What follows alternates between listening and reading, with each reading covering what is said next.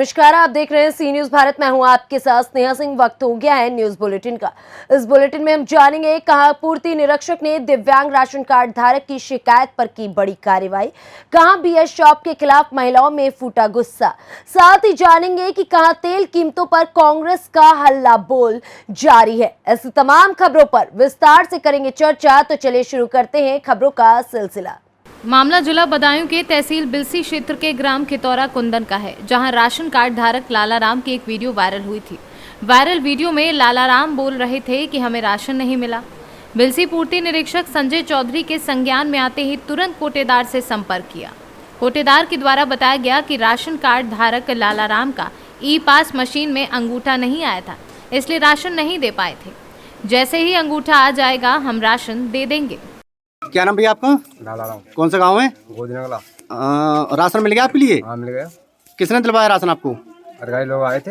हाँ, उन्होंने दिलवाया। अच्छा, अब तो कोई दिक्कत नहीं है? नहीं। किसी प्रकार की शिकायत तो नहीं है अब? नहीं। सर जी, खितौरा में शिकायत की थी, राशन ना मिलेगा, क्या वजह है, क्या कारण था? शिकायतकर्ता ने जो शिकायत की थी उसमें ये था कि मशीन में कुछ तकनीकी समस्या थी, जिस वजह से इनका अंगूठा नहीं आ पा रहा था। इनकी शिकायत पे मैं यहाँ पर आया, फिर भी मशीन में कुछ तकनीकी समस्या बनी हुई थी। इस वजह से मैं इनका पोर्टबिलिटी के माध्यम से खाद्यान्न जो है उपलब्ध करवाया है और अब इन्हें कोई समस्या नहीं है। खाद्यान्न मिल गया? खाद्यान्न मिल गया। बदायूं से सीनू संवाददाता इफ्तिकार खान की रिपोर्ट। बुलंदशहर में बियर शॉप के खिलाफ महिलाओं में गुस्सा है। गुस्साई महिलाएं कलेक्ट्रेट पहुंची, अफसरों से शिकायत की। महिलाओं का आरोप है कि बियर शॉप के बाहर असामाजिक तत्वों का जमावड़ा रहता है। महिलाओं और युवतियों से छेड़छाड़ की जाती है। बार बार शिकायत करने के बाद भी समस्या का समाधान नहीं हो रहा है। आप कलेक्ट्रेट पहुंचे हैं, क्या मामला है? हमारा मामला ये है कि हमारा रेलवे फाटक के पास यादव नगर मोहल्ला पड़ता है, जहाँ की बियर का ठेका है। वो बियर के ठेके ने इतनी बदतमीजी कर रखी है कि गली मोहल्ले की लड़कियाँ औरतें निकलना मुश्किल हो रहा है। आपने शिकायत पत्र दिया? अभी शिकायत पत्र पहले भी दिया था, लेकिन वो हटा नहीं है। कितनी बार शिकायत पत्र दे चुके हैं? शिकायत पत्र तो एक ही बार दिया है, लेकिन ठेके वाले से बार बार हमने गुजारिश की है कि कृपया बदतमीजी हम मोहल्ले में ना हो। किस तरह के लोग खड़े होते हैं? वहाँ यही शराबी कबाड़ी हैं जो बदतमीजी करते हैं लेकर के खड़े होते हैं और गली में घुस के पीते हैं। वो वहीं पे टॉयलेट करते हैं। जब हम मना भी करते हैं तो लेकिन उसके बाद फिर भी वो लोग वहीं बार बार खड़े होते हैं। बुलंदशहर से सीनू संवाददाता नितिन सिंह की रिपोर्ट। केंद्रीय मंत्री राव इंद्रजीत जब से सांसद बने हैं, उनकी ना कभी किसी मुख्यमंत्री से बनी है और ना ही किसी अन्य नेता से। यही कारण है कि रेवाड़ी की मूलभूत सुविधाओं से यहाँ के लोग वंचित रह जाते हैं। राव की इस तकलीफ का हाल ना तो जनता के पास है और ना किसी मुख्यमंत्री के पास। ये कहना है रेवाड़ी से कांग्रेसी विधायक चिरंजीवी राव का, जो आज बड़ी तेल और रसोई गैस की कीमतों को लेकर रेवाड़ी में कांग्रेसियों के साथ सरकार के खिलाफ हल्ला बोल रहे थे। विधायक चिरंजीवी राव ने कहा कि 4 दिनों में 3 बार बड़ी तेल की कीमतों और महंगाई ने आमजन की कमर तोड़ कर रख दी है और रसोई गैस ना तो रसोई का बजट ही खत्म कर दिया है। सरकार चाहे तो वैट कम करके घटा सकती है बढ़ते तेल की कीमतें, लेकिन मंशा नहीं इसे कम करने की। उन्होंने रेवाड़ी में पेयजल समस्या के लिए भी सहकारिता मंत्री को उत्तरदायी ठहराया, जो कहते हैं कि रेवाड़ी में पानी की समस्या है ही नहीं। सरकार ने बदलाव किया है भ्रष्टाचार रोकने के लिए। एक हाई पावर कमेटी का गठन भी सीएम की अध्यक्षता में हुआ है। क्या कुछ मानते हैं भ्रष्टाचार को लेकर, क्या प्रतिक्रिया रहेगी? आप देखिए, भ्रष्टाचार तो नागर जी का पिछले दिनों में निकल के आया था और इनकी भ्रष्टाचार की बातें मैं क्या करें। आप रोज़ देखते होंगे कि इनका जो नगर परिषद है वहाँ पर इनके भ्रष्टाचार के सबूत तो खुद यहाँ के पार्षद दे रहे हैं और कांग्रेसी पार्षद नहीं, बीजेपी के पार्षद जोर जोर के चिल्ला रहे हैं कि ये सरकार भ्रष्ट है, यहाँ पर काम नहीं हो रहे। तो इनको मैं क्या सबूत दूं? इनके खुद के पार्षद जो भाजपा के हैं वो आरोप लगा रहे हैं कि पिछले 1 साल के अंदर यहाँ कोई विकास नहीं हुआ, करोड़ों रुपए का भ्रष्टाचार हो गया। तो उनसे सवाल करना चाहिए और आप लोग तो रोज उनसे सवाल कर ही रहे हैं। अत्री जी को मैं देख रहा था और भी जितने भी हमारे पत्रकार साथी हैं उनसे आए दिन सवाल कर ही रहे हैं। तो मुझे लगता है आने वाले समय में आप लोगों को तो खुद ये सबूत दे रहे हैं कि कितना भ्रष्टाचार पूरे शहर के अंदर है। कांग्रेस की बात देखिए, पिछले 3-4 दिनों में आप लोगों ने देखा है कि किस तरह से आम आदमी की कमर तोड़ने का काम ये प्रदेश और केंद्र सरकार कर रही है। 2 दिन पहले 50 रुपये गैस सिलेंडर पे बढ़ाया गया और अभी पिछले 3 दिनों से हम देख रहे हैं 80-80 पैसे करके धीरे धीरे करके, जैसे इंजेक्शन धीरे धीरे लगाते ना डॉक्टर, उस तरह इंजेक्शन लगाने का काम ये कर रहे हैं। पेट्रोल और डीजल के जो दाम है करीबन 2 रुपये 40 पैसे इन्होंने बढ़ा दिए हैं। और जहाँ तक हमारी जानकारी है, ये सुनने में आ रहा है कि इसको 20 रुपये और बढ़ाया जाएगा। तो आम आदमी की जो कमर तोड़ने का काम ये कर रही है, क्योंकि आप जानते हैं जब डीजल का रेट बढ़ते हैं तो सब चीज़ें महंगी हो जाती है, चाहे आपकी सब्जियां हो, फल हो, सब चीज़ से महंगे हो जाते हैं। और 50 रुपये जो ये इन्होंने गैस सिलेंडर के बढ़ाए हैं, कहीं ना कहीं हमारी जो माताएं बहनें हैं, जो गृहिणियां हैं, उनका तो इन्होंने पूरा जो एक एस्टीमेट वो बना के रखते हैं महीने का, उसको पूर्ण रूप से ख़राब कर दिया है। तो मुझे लगता है हम लोग आज ये विरोध प्रदर्शन कर रहे हैं कि जल्द से जल्द गैस डीजल के और सिलेंडर के दाम भी सरकार कम करे। पिछले दिनों में आप लोगों ने देखा होगा, कोरोना की महामारी से लोग अभी जूझ रहे थे, नोटबंदी इन्होंने करी, उसकी जो मार है वो सब लोगों के पड़ रही है। और ये जो गैस डीजल के दाम जो बढ़ा रहे हैं, मैं तो कहूँगा ये जो 5 चुनाव के जो परिणाम आए हैं, उसका इनाम देने का काम कहीं ना कहीं ये केंद्र सरकार और राज्य सरकार कर रही है। इनको जल्द से जल्द इनको वापस लेना चाहिए, क्योंकि आज जो आम आदमी है पूर्ण रूप से त्रस्त हो चुका है। और कांग्रेस पार्टी आने वाले समय के अंदर अगर इन्होंने इनके दाम कम नहीं करे तो हम ऐसे विरोध प्रदर्शन और उग्र रूप से आने वाले समय में करेंगे। में है आज जो है दिल्ली में कांग्रेस के आला नेताओं की एक बैठक भी होने जा रही है, क्या कुछ कहेंगे नेतृत्व परिवर्तन को लेकर? इसको देखिए, मैं तो कहूँगा सामूहिक नेतृत्व के अंदर हम लोग चुनाव लड़ें। कांग्रेस पार्टी बहुत मजबूत है, हमारे पास बहुत नेता हैं, चाहे हमारे विपक्षी नेता भूपेंद्र सिंह हुड्डा हों, प्रदेश अध्यक्षा कुमारी शैलजा जी हों, और भी बहुत सारे नेता हैं। तो राहुल जी ने आज बुलाया है कि सबके मिलके हमें लड़ाई लड़नी है। देखिए, मेन मकसद हमारा ये है कि आम लोगों की हम लड़ाई लड़ें, क्योंकि आम जनता जो है इस सरकार से पूरी तरह से त्रस्त है। आज महंगाई की मार देख लीजिए, बेरोजगारी की मार देख लीजिए, हर तरह से आज यहाँ के लोग त्रस्त हैं। तो हम सब मिलके लोगों की आवाज़ लड़ेंगे वहाँ पर। एक गुरुग्राम में जब राव इंद्रजीत और नितिन गडकरी आए थे, तो राव इंद्रजीत ने कहा था कि नेशनल केंद्र की तरफ से सारा काम हो रहा था दक्षिण हरियाणा में, क्या कहते हैं इस बारे में? देखिए, मेरा तो ये मानना है कि हमारा ये दुर्भाग्य रहा है कि हमारा जो सांसद है राव इंद्रजीत जी रहे हैं, जब से वो सांसद बने हैं, उन्होंने मुझे लगता है कहीं ना कहीं हर नेता के साथ उनकी नहीं बनी। चाहे जब हमारी सरकार रही तो कैप्टन साहब के साथ उनकी नहीं बनी, जब राव नरबीर जी बने तो उनके साथ नहीं बनी, और मुख्यमंत्री तो कोई भी ऐसा अब तक नहीं रहा है इस इतिहास के अंदर जिनके साथ उनकी बनी हो। उसका कारण यही है कि उनको अपनी खुद की लालच है कुर्सी की, उस वजह से वो लोग सबके साथ बना के नहीं रखते हैं। आम लोगों से उनको कोई सरोकार नहीं है। अब 6 महीने रुक जाइए, 6 महीने बाद वो कहना शुरू कर देंगे कि उनको कोई ना कोई इससे भी तकलीफ हो जाएगी। तो उनकी तकलीफ का इलाज कोई नहीं है, ना यहाँ की जनता के पास है, ना किसी मुख्यमंत्री के पास है। कच्चा तेल खरीद रहे, ये तो इन्होंने एक भ्रम फैलाने का काम किया था हमारे प्रधानमंत्री जी ने कि आने वाले समय के अंदर रेट कम होगा।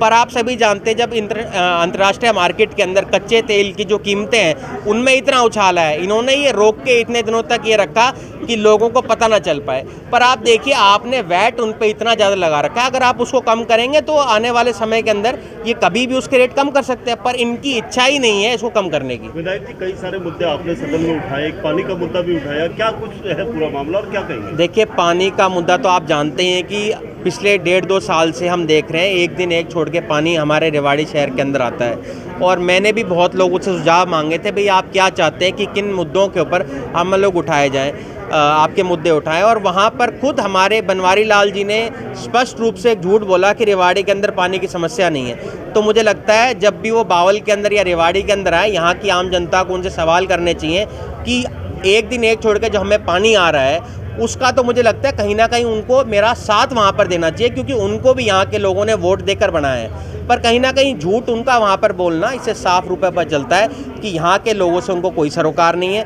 मैंने तो एक बार फिर वहाँ पर मांग रखी कि जो इनके 50 करोड़ रुपए एलोकेट हुए उसके जल्दी ये लोग ज़मीन एलोकेट करें कहाँ पर इनको बनाना है, ताकि लोगों को जो दिक्कत आ रही है, जो सामना करना पड़ता है, इससे जल्द से जल्द उसको ठीक हो सके। हरियाणा से सीनू संवाददाता चैन सिंह की रिपोर्ट।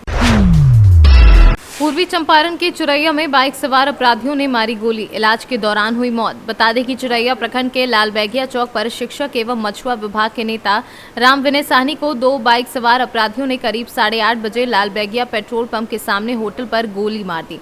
इलाज के दौरान उनकी मौत हो गई। वहीं घटना से आक्रोशित ग्रामीणों ने मुख्य मार्ग को करीब 2 घंटे तक जाम रखा। मौके पर पहुंची सिकराना डीएसपी एवं एसडीओ इफ्तिकार अहमद ने बताया कि घटना की जांच की जा रही है, सीसीटीवी फुटेज को खंगाला जा रहा है और बहुत जल्द अपराधी सलाखों के पीछे होंगे। नाम के साथ मैं लाल बाबू साहनी, मृतक के बड़े भाई हुए। उन्होंने आज से 2 महीना पहले मुझे बोला था, मैं भैयारी में 6 भाई हूँ, 6 भाई को बैठा कर बोले थे कि भैया हमको गोली मारने को नहीं देना। हम लोग आपस में बैठे, आसानी है ताना उस समय कपिलदेव जी थे जिनको लिखित बयान में दिया गया कि नहीं कीजिए, ये आदमी ऐसे घटना मिल रहा है, लेकिन कुछ नहीं कर पाए। उसके बाद में विनय कुमार सिंह, इनको भी सूचना दिया गया, ये भी कुछ नहीं कर पाए। रात 9 बजे बीतने का मोबाइल से पता चला है कि ये भी 9 बजे रात को ही मोबाइल से फोन किया कि सर की आप नहीं पकड़ेगा तो आपको गोली मार देगा, लेकिन आसानी थाना कोई नहीं सुनवाई किया। उसके बाद में आज मैं घर पहुंचते थे 8 बजे, मुझे समाज मिल गया, आपके भाई के गोली मार दी। सर ये घटना कैसे हुआ है? देखिए, राम विनय सहनी 94 बैच के शिक्षक, इनकी आज सुबह 8 सवा 8 बजे दिल्ली स्वीट्स कॉर्नर पर जलपान करने के पश्चात जब वो यहाँ पर खड़े थे, कुछ लोगों के द्वारा उन पर फायरिंग की गई है। उसके बाद उनको अस्पताल ले जाया गया, जहां उनको मृत घोषित किया गया है।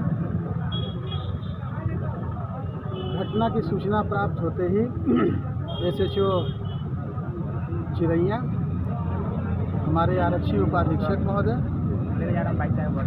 हमारे अन्य थाना से जुड़े हुए लोग, थाना प्रभारी पचपकड़ी, थाना प्रभारी ढाका, ये सभी लोग यहाँ पर पहुँचे हैं। जांच शुरू किया गया है। पुलिस और प्रशासन उनके परिवार के सदस्यों, विशेष रूप से उनके बड़े भाई लाल बाबू सहनी जी के साथ संपर्क में है। हर प्रकार से घटना की जांच की जा रही है, जिसमें वैज्ञानिक तथ्यों का भी इस्तेमाल और परंपरागत जो अनुसंधान होता है, जिसमें घटना के कारणों के बारे में पड़ताल की जाती है, उस पर काम शुरू हो गया है। एक सरकारी कर्मी की हत्या एक बड़ी घटना है, हम लोग इसको क्षमा नहीं करेंगे, कोई भी दोषी बख्शा नहीं जाएगा। धन्यवाद। उनके भाई का कहना है कि प्रशासन कहीं ना कहीं लापरवाही की है। देखिए, ये सारी चीज़ें अनुसंधान की है, अनुसंधान के क्रम में इस विषय की भी जांच की जाएगी। कब तक सर अपराधी को गिरफ्तार किया जा सकता है लगभग? जैसा कि मैंने पूर्व में उल्लेख किया है कि मृतक एक सरकारी कर्मचारी थे। एक तरह से ये प्रशासन के लिए चुनौती है। हम इसका उद्भेदन और अपराधियों को सज़ा दिलाने के लिए हम लोग फिर संकल्प हैं। जितनी जल्दी हो सकेगा घटना का उद्भेदन किया जाएगा, अपराधी सलाखों के पीछे। मोतिहारी से सीनू संवाददाता नवेंदु कुमार की रिपोर्ट। शाहजहांपुर के थाना खुटार पुलिस को बड़ी सफलता मिली है। 25,000 रुपए के इनामी बदमाश काले खां अवैध तमंचा व जिंदा कारतूसों के साथ गिरफ्तार कर लिए गए हैं। थाना खुटार को एक महत्वपूर्ण सफलता प्राप्त हुई है।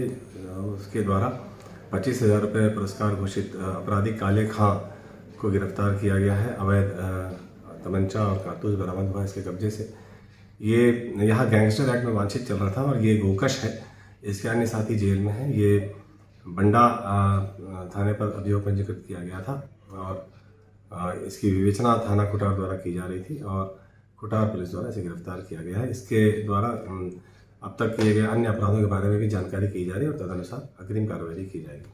शाहजहांपुर से सीनू संवाददाता महेश द्विवेदी की रिपोर्ट। फिलहाल इस न्यूज बुलेटिन में बस इतना ही। देश दुनिया की ऐसी तमाम खबरों को देखने के लिए बने रहें सी न्यूज भारत के साथ।